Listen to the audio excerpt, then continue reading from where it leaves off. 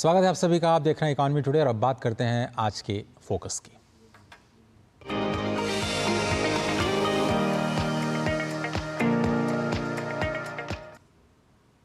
आज के फोकस में आज हम चर्चा करेंगे इंडिया आर्टिफिशियल इंटेलिजेंस मिशन की।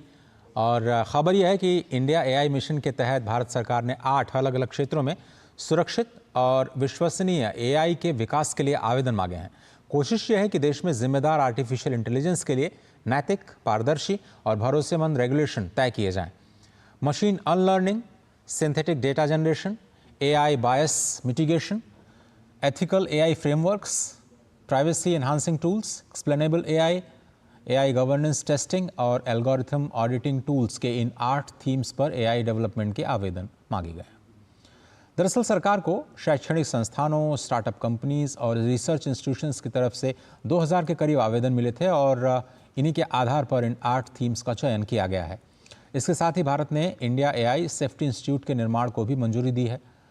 भारत को ग्लोबल एआई इकोसिस्टम में एक भरोसेमंद देश के रूप में स्थापित करने की दिशा में एक अहम कदम के रूप में इसे देखा जा सकता है।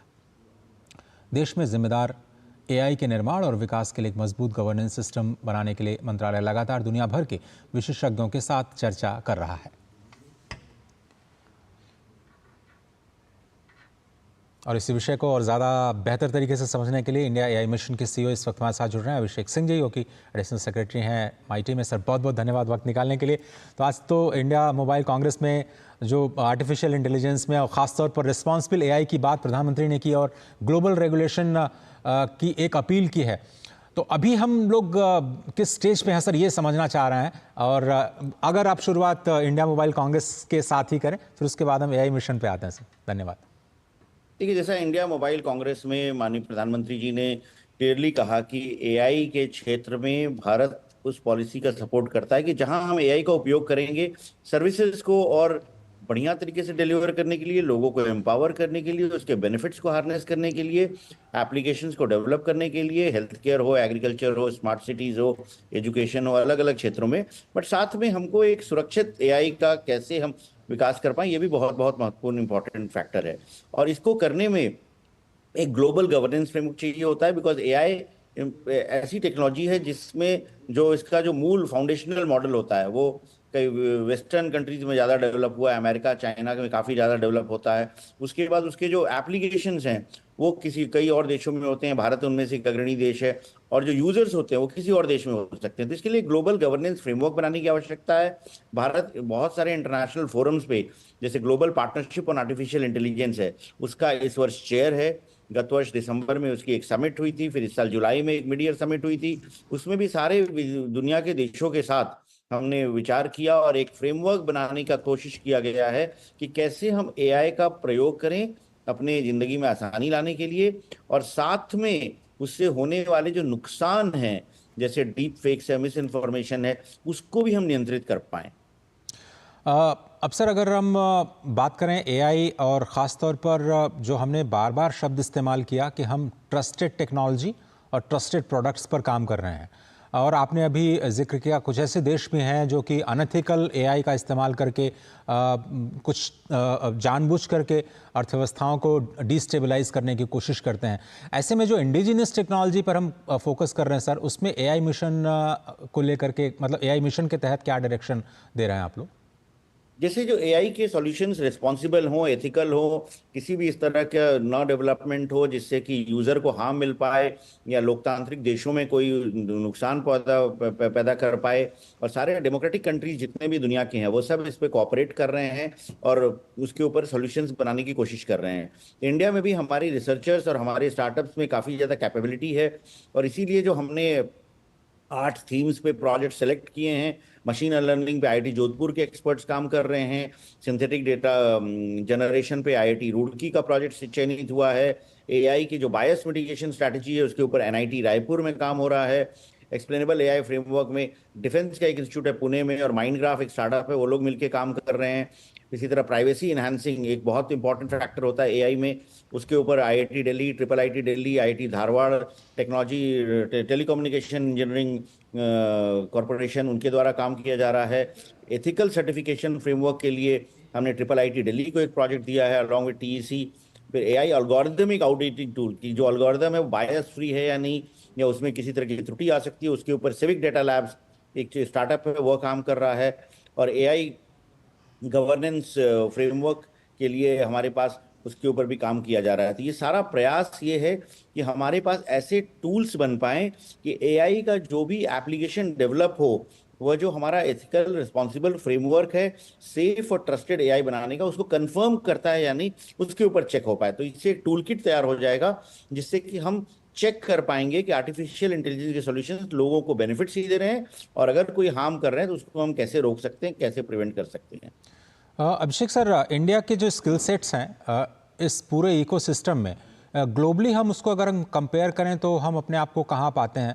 ये माना जाता है अक्सर कि अमेरिका से शुरू हुआ एआई का पूरा सिलसिला, उन्होंने ही टेक्नोलॉजी इंट्रोड्यूस की, वो अपने हिसाब से चीज़ों को मोल्ड करेंगे। क्या हमारे पास वो क्षमता है कि हम अपना खुद का एआई या फिर जो ग्लोबल स्टैंडर्ड है उसको मीट कर पाएँ? बार बार हम लोग कहते हैं हम ग्लोबल हब बनने की कोशिश या उस दिशा में जा रहे हैं आगे।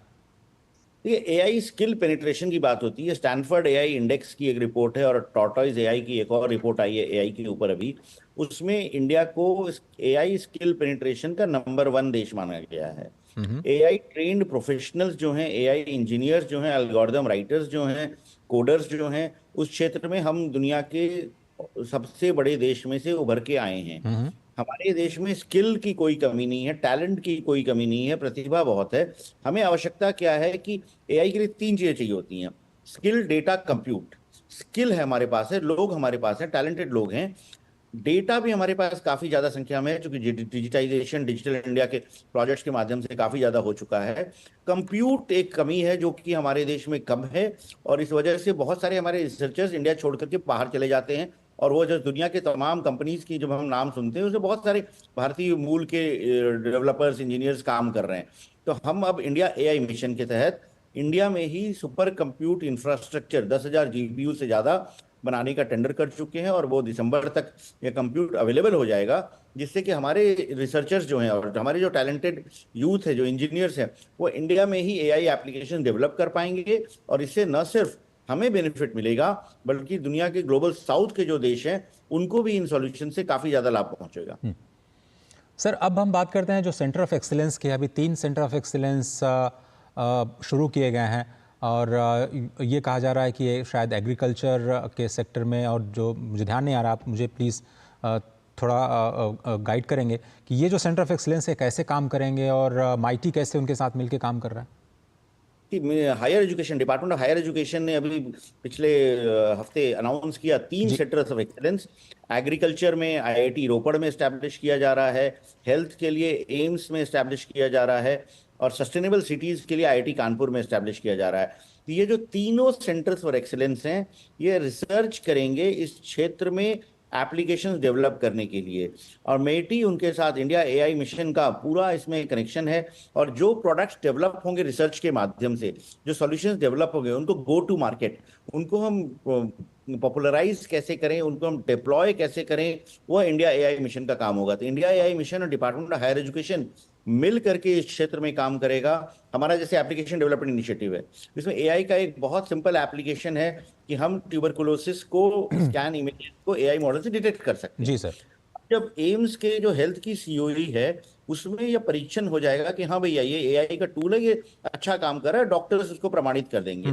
तो फिर हम इंडिया एआई मिशन के माध्यम से मिनिस्ट्री ऑफ हेल्थ के साथ मिलकर के इस सॉल्यूशन को हर ऐसे अस्पताल में जहां एक्सरे मशीन है, जहां एक्सरे हो सकता है परंतु रेडियोलॉजिस्ट क्वालिफाइड नहीं है, तो वहां एआई टूल रेडियोलॉजिस्ट का काम करेगा और लोगों को बीमारी को डायग्नोज करने में जल्दी मदद करेगा, जिससे कि हम हेल्थ केयर की रीच को अपने सुदूर क्षेत्रों में पहुंचाने में सफल हो पाएंगे। अभिषेक सर, अंतिम सवाल आपसे कि क्या हम एआई के क्षेत्र में भी डीपीआई जैसी कहानी को दोहराने जा रहे हैं? भारत क्या उस ऐसे ही मॉडल को लेकर के जा रहा है जिसमें सरकार एआई का इंफ्रास्ट्रक्चर बनाएगी और उसके बाद सभी स्टेक होल्डर्स को इनवाइट किया जाएगा उसका इस्तेमाल करने के लिए? बिल्कुल, इंडिया एआई मिशन का जो पूरा डिजाइन है, जो आर्किटेक्चर है, वो उसी तर्ज पे बनाया गया है कि बेसिक बिल्डिंग ब्लॉक, किसी को भी एआई एप्लीकेशन बनाने के लिए जो चीजों की आवश्यकता होती है, जैसे कंप्यूट की आवश्यकता होती है, डेटा सेट्स की आवश्यकता होती है, प्लस फंडिंग, फाइनेंसिंग, ट्रेनिंग की आवश्यकता होती है, जी। तो वह सब कुछ इंडिया एआई मिशन के तहत प्रदान किया जा रहा है। और जब ये सॉल्यूशन डेवलप हो जाएंगे, डिप्लॉय हो जाएंगे, तो भारत के लोगों को तो लाभ पहुंचेगा ही, और हमारी जो कंपनीज है, हमारी जो स्टार्टअप्स है, हमारे सरकार के साथ मिलकर के इसको बनाएंगी और फिर इसको पूरे देश में दे पाएंगी। तो जैसे यार डीपीआई के बारे में पूरी दुनिया बात कर रही है, उसको डिप्लॉय कर रही है अलग अलग देशों में, इसी तरह एआई भी डीपीआई के ऊपर एक लेयर हो जाएगा और डीपीआई की जो सर्विसेज है वो और ज्यादा एनहांस हो जाएंगी। तो एआई की जो हमारी डिजाइन है, स्ट्रैटेजी है, वो डीपीआई के जो सक्सेस है उसी पर आधारित है। अभिषेक सिंह सर, बहुत धन्यवाद। हमेशा की तरह बहुत अच्छा लगा आपसे बात करके, और एआई मिशन में जो अभी करंट डेवलपमेंट्स हैं उसके बारे में जानकारी मिली। बहुत धन्यवाद आपका। छोटा सा ब्रेक लेते हैं। आप देख रहे हैं इकोनॉमी टुडे।